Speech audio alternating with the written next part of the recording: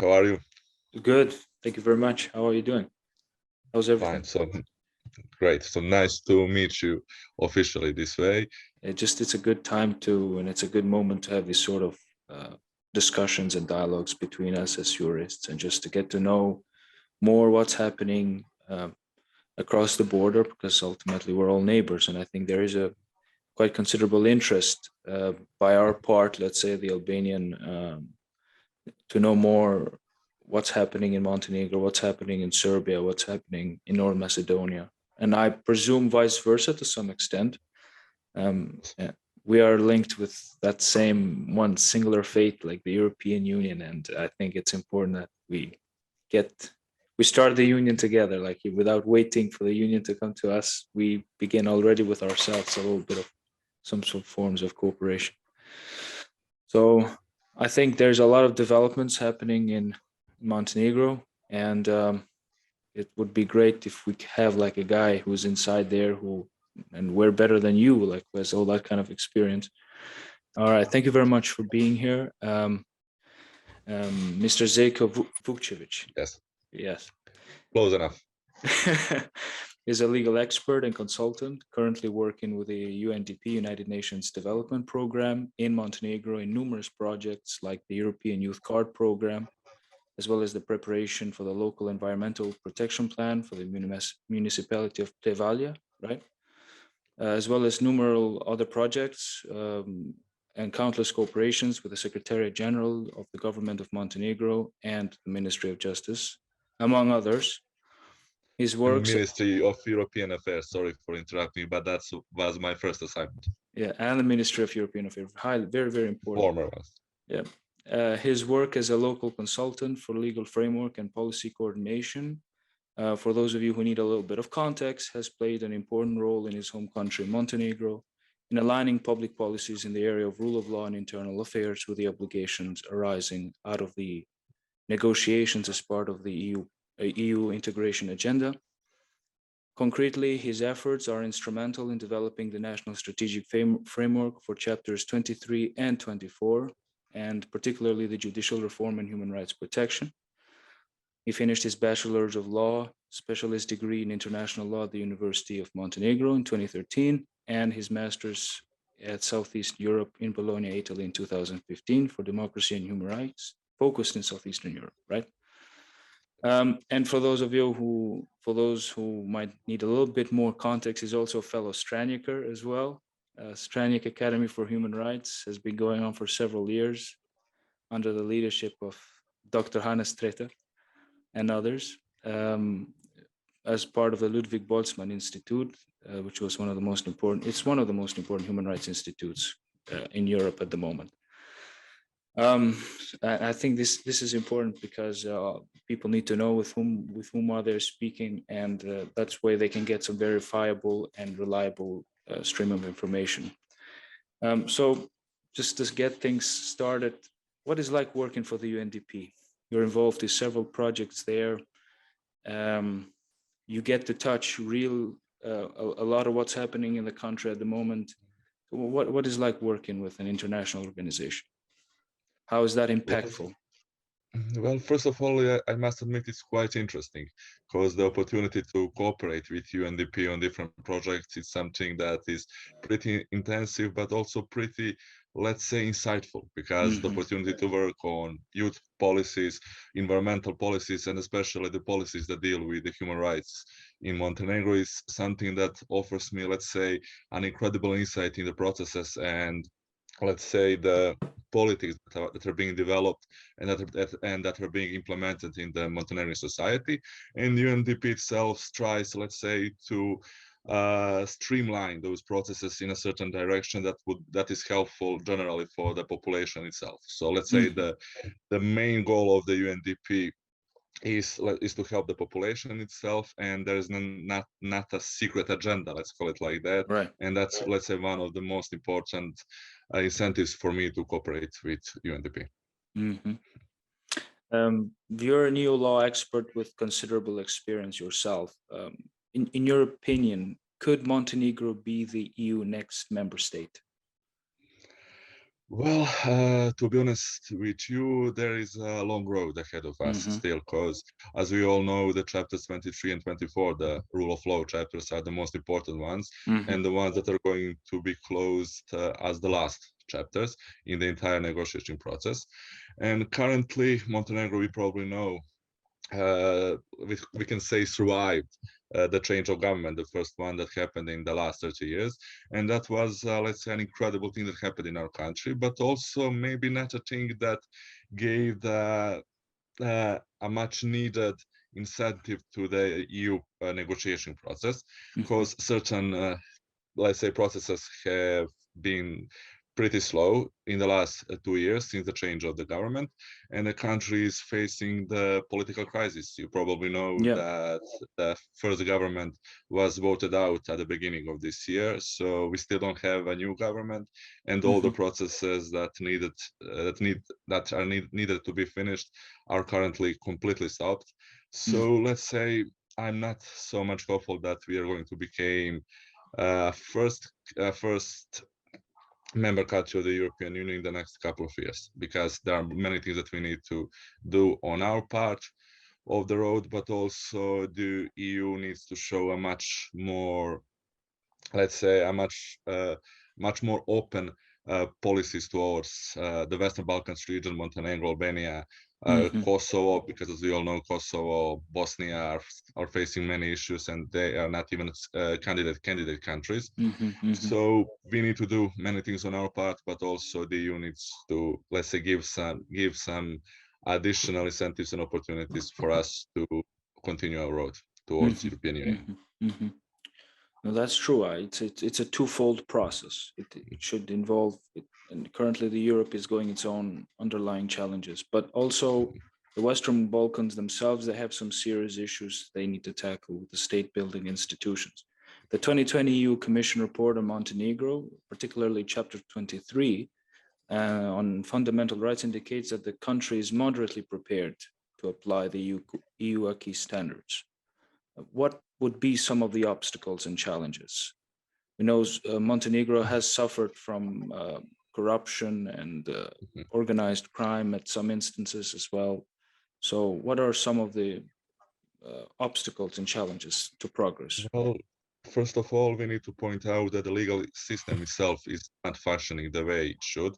Because, for example, the institutions, there are certain doubts about the level of their impartiality, Mm-hmm. especially if you take into account that many controlling institutions like the Judicial Council and the Prosecutorial Council are not functioning currently. The Prosecutorial Council was finally, let's say, filled with all the members that were needed there just a month ago. So they still need to conduct many things on their part in order to secure an impartial system that is not facing the corruption issues Mm-hmm. as one of the major issues that we all face. On the other side, when we speak about the legal system, also the constitutional court is also currently paralyzed. Uh So huh.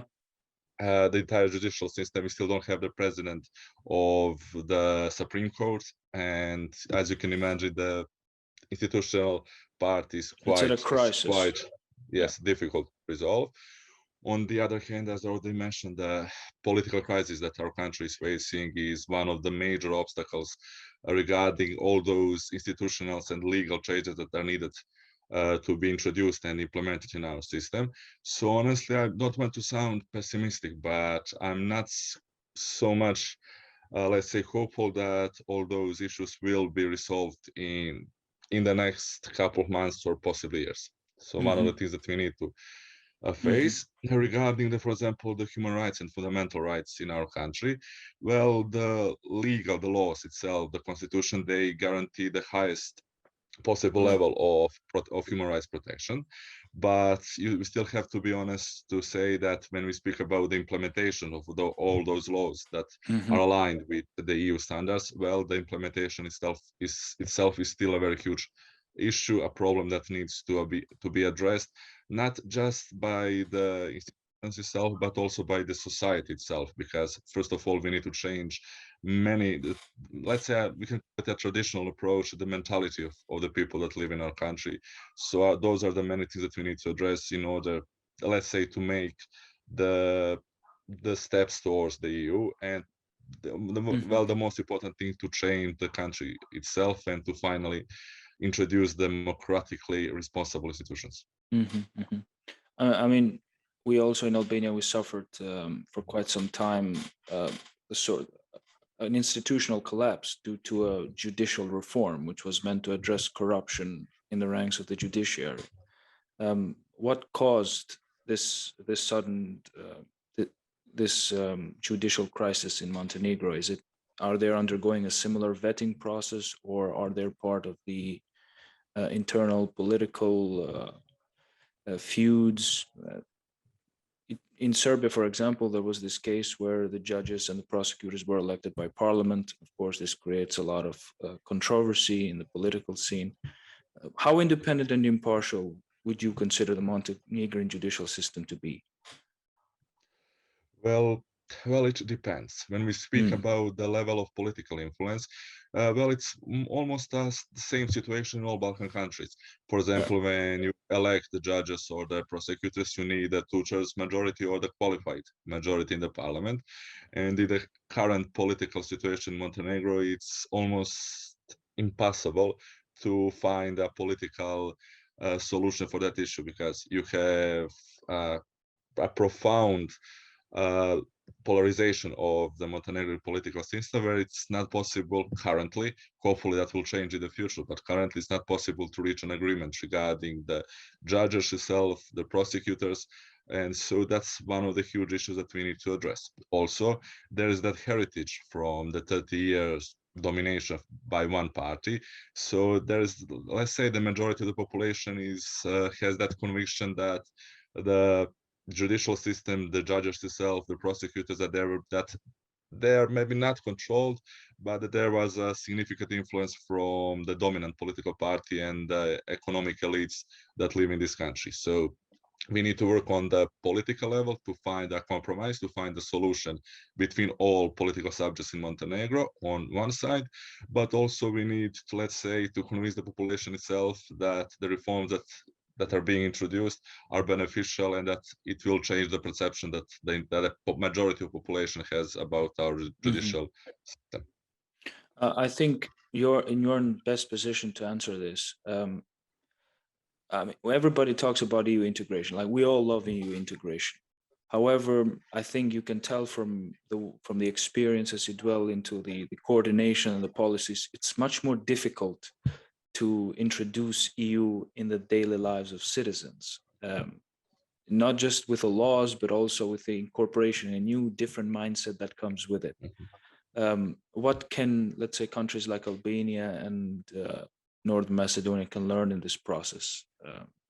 So when it comes to starting the ascension process and continuing it, what are some of the issues that needs addressing per se, so that Well, it doesn't fall into a controversy where the people ultimately end up saying we don't want the union because it's changing our lives in a dramatic way. I mean, all the way to the fisheries. They're a very highly regulated system of laws, and you can give us a little bit of insight into that, how mhm. difficult it is to bring that Europe into us, into our own system, noting the disparities you mentioned.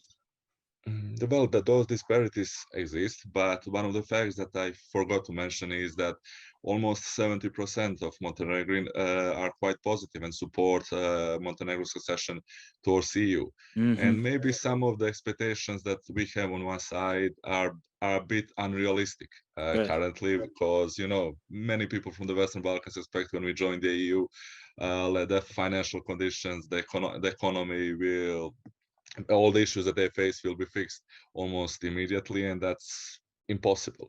Right. Well, one of the things that we need to do, first of all, we are all adopting all those laws. We are bringing the EU acquis into acquis is not the word that we still that is being used, but it basically means the same thing.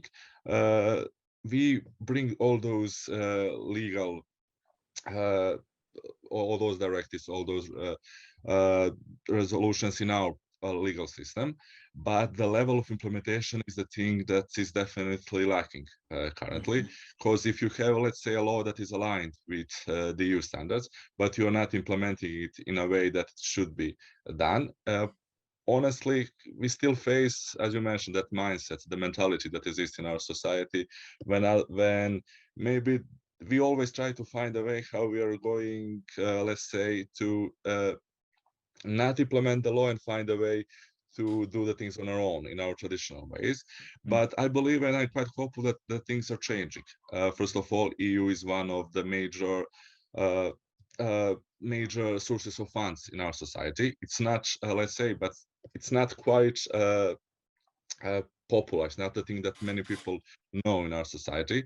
First of all, there are those traditional just where you have many investors that are coming from other countries, even some that are, let's say, not so transparent. And people believe, okay, they are bringing the money, not the EU. And they are not, let's say, realizing that, for example, through IPA 2 and IPA 3, there are many projects that are being implemented, not just on the state level, but on the local level, also that are quite important for our society itself.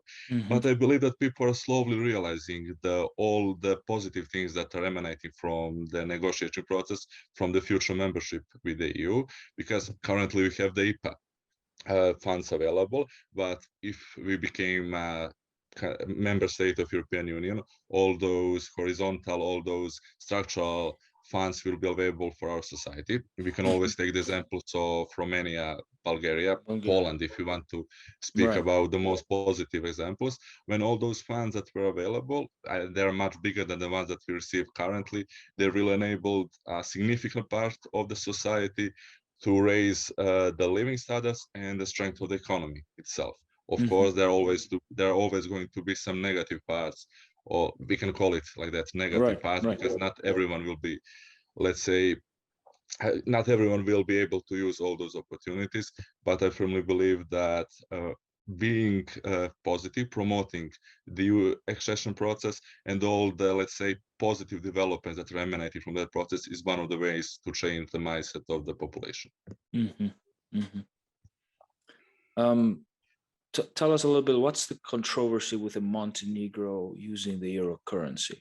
I noticed that was a little bit problematic. Some saying that they might be forced to abandon the euro as the negotiation process continues. We also have Kosovo, on the other hand, who was applying euro in its national currency. Presumably, once they have the status settled with Serbia, they may also face a similar issue. So tell us a little bit, what's this controversy about? Well, we are the only country, but of course, together with Kosovo, that is using euro as its currency, and we started that in 2002. Let's say the way that we introduced euro wasn't the way that it should be done if we take into account the legal proceedings on the level of the European Union. But that was the thing that was needed to be done in 2002 as one of the ways, let's say, to secure our complete economic independence, because in those years we were a part of state union with Serbia. So one of the ways to secure Montenegro independence is to have a separate currency.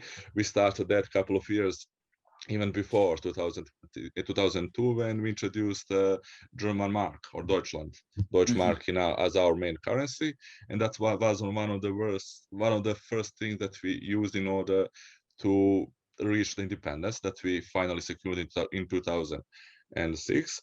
But currently, let's say the issue of euro is not the primary concern in the negotiation process. Is one of the things definitely that is going to be resolved, but probably in the later stages of the negotiation process.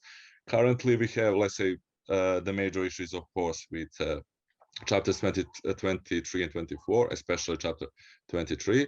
If you take into account that we have opened all 33 negotiation chapters, but that we have provisionally closed just the 3 of them, you can imagine that there is a long road ahead of us. And indeed, yep. That the thing with the currency is definitely a controversy, but the one that will be probably resolved in the later stages. And honestly, currently the solution is not on the horizon, because no one is sure how we are going to become a part of Eurozone and how we are going to do that in a legal Mhm. way that we skipped 2 decades ago. The Commission 2020 report also notes that there was no progress at all made by Montenegro on the freedom of expression. Mhm. And we know, noting also the country um, uh, national identity shifts happening there, could that pose, also noting also the political deadlock since its independence in 2006, could that pose a risk to the country's EU aspirations? This national identity rifts, especially with the church and the laws that are happening there. Now there are talks about an Albanian prime minister in Montenegro, in a Mhm. minority government as well. So a lot of political shifts there. This is also like a conclusory question, really, just to sum up a little bit the current political situation in the country. So you can share a little bit more also Mhm. yourself. What would you Well, like to? well, I understand. Well, all those issues with the nationalism itself and the divisions that exist in our country are quite real, Yeah. unfortunately. Hmm. But I would also like to point out the things that I mentioned a bit before, is that the majority of the population supports the EU and joining the EU. So that's one of the positive developments where there is not, let's say, a conflict between all different political parties in our political system. But well, the political situation is quite unstable. Well, as you know, Dritan Abazovic is probably going to become the next prime minister of Montenegro, but the parliament that needs to elect him is currently deadlocked, because you Hmm. have on one side the current leader of the parliament, the acting leader of the parliament is from let's say, we can call it now the former majority, the former ruling majority, Hmm. and they for example don't want to call the parliament because the new government would be voted by the new majority that exists in our system. And on the other side, if you take, for example, the situation with Russia, the economic crisis, the rise of fuel prices. For example, we cannot regulate the fuel prices because it's those things, the change of the law itself needs to be done by the parliament.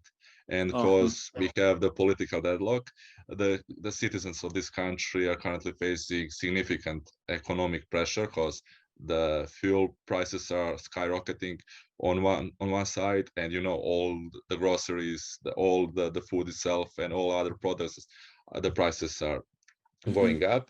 So let's say the economic crisis that the entire Europe and Montenegro, the Western Balkans is facing. Hmm. Montenegro, for example, is probably one of the most vulnerable countries, because if you take into account the COVID crisis that we had from 2020 until now, Montenegro was the country that faced the biggest economic fallout from the COVID crisis, because we are so dependent on the European markets, on the Russian markets, because so many tourists are coming from Russia. Russia. And if you're not able to solve all those economic issues, because the parliament is deadlocked, because the new government is going to be elected, so you can imagine that our society is facing significant issues, Challenges. and we shall see what is going to happen. Hmm. Honestly, because even if the new government is going to be elected, there are, let's say, certain opinions that the government will not last more than one year. So we will have probably new election in 2023 or in 2024 when they are legally binding. So Montenegro is in the next 1 year or probably 2 years is facing significant political instabilities. Of course, the church itself and the issue with the church, because the church is a significant player in our society. It was the decisive factor in the 2020 election when there was a change of the government, because the support, let's say, the secret and not so secret support from the church helped the opposition back then to win the elections. Hmm. But of course, it wasn't the only reason, because our society, after 30 years of dominance by one political party, a Wanted to change was change.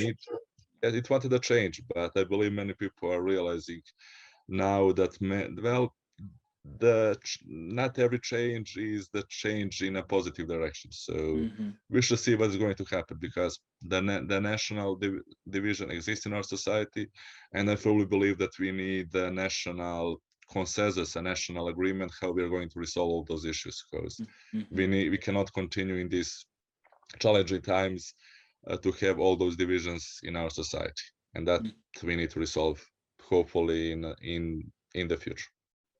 So there is room for dialogue to solve. Now, taking also note with the Ukrainian crisis and the intervention of Russia, there's a lot of discussions that Balkans can be a hotbed of Russian influence and potential for instability. Taking notes what's happening in Bosnia Mhm. and the as you rightly mentioned, all the risks that are happening in Montenegro. Um, I hope we will have a speedy resolution to these issues and.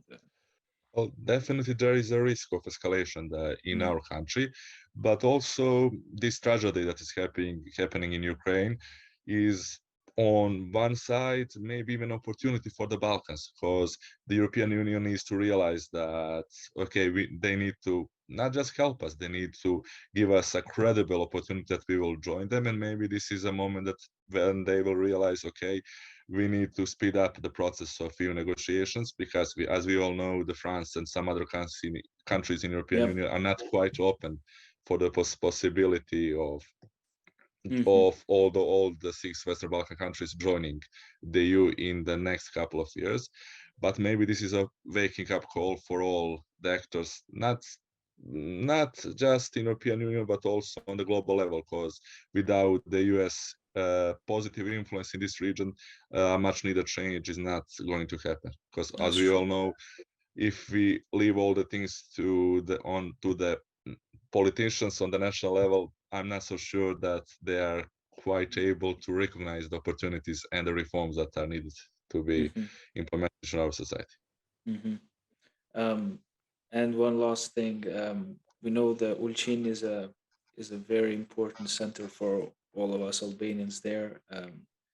Can you give me a little glimpse, like how well are Albanians incorporated from your perspective, also from a human rights perspective, really Mhm. incorporated into the Montenegrin state? And do you think they're gonna play, not just them, but all the other minorities as well? They're gonna play a role, let's say, in the stability of Montenegro in these coming years. Do you think they have a role to say?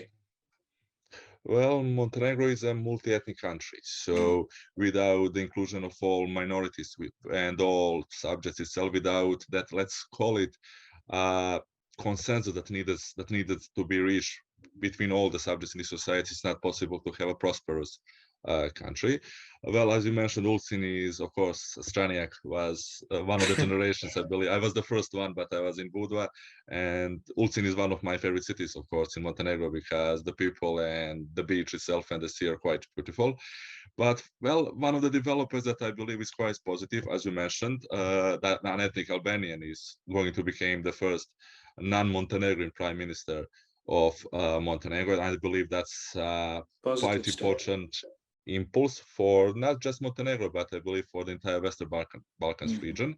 Also, the new government will be formed by members of all other national minorities. So uh, the vice president it is expected, let's say it's still not official, but it is expected that the one of the vice presidents of the government is going to be from the Bosniak minority, and also a couple of ministers in the government itself will be Albanians and will be Bosnian. So I believe that's a quite important impulse for the entire country, and the best way to steer it in, let's hopefully call it a multi-ethnic future. But most important thing, I believe, we need to realize that in the entire Western Balkans region, we need to find a mutually, let's call it, acceptable language, language Hmm. of tolerance and language of acceptance, because this is a region where we all live together. And without having, let's say, maybe we will not agree about everything, but we all need to realize that we are our first neighbors and that we need to have a positive attitude and a positive way to deal with our neighbors. And I believe the best way for that, of course, is always the economic sphere. I Integration. know I finished the faculty for law, but I believe that economics is the Hmm. best way, because it's not possible to achieve the change without trade. And that's one of the things that Angela Merkel liked to say.